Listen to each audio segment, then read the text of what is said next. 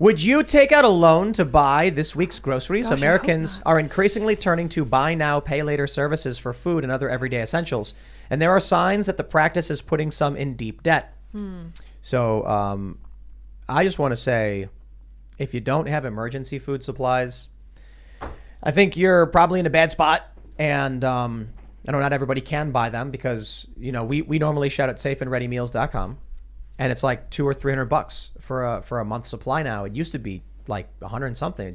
Inflation's through the roof. We ordered some food. We ordered some takeout.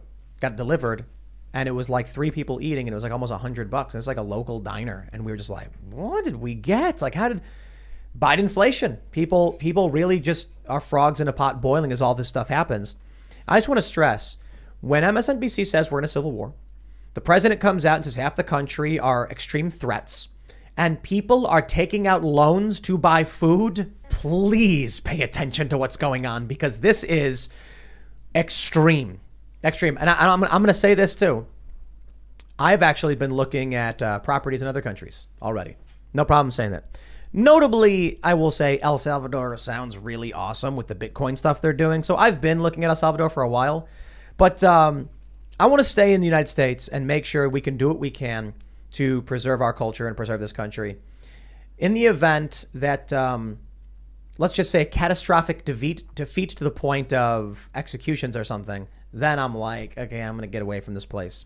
But I also want to point out, as I've mentioned before, there are points throughout history where we've seen people flee countries before it got to the point where there were mass executions. And there are many countries where this has happened, where people have been genocided in various ways. So seeing all of this, I'm not saying that anytime soon anything like that's going to happen. I'm saying that I'm going to buy a van and go live down by the river and get ready to bug out because it's getting insane. People taking out loans to buy groceries, you have to realize that means something really bad is about to break, right? I took out loans in 2003 to buy groceries after college for a couple of years. That was a rough point in my life, but I was making $12 an hour. It was right after 9/11. Tough to get a job. $12 an hour was good enough for me. But I still had to take out a couple $100 a month for groceries. And food benefits exist.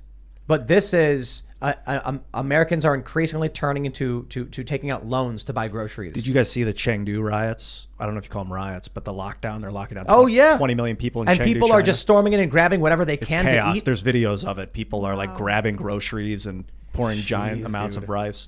This is a big issue in China with these lockdowns, and when you run out of food in China, particularly if you're of a certain age, you remember Mao's great experiment in socialism, the Great Leap Forward, when millions of people starved to death.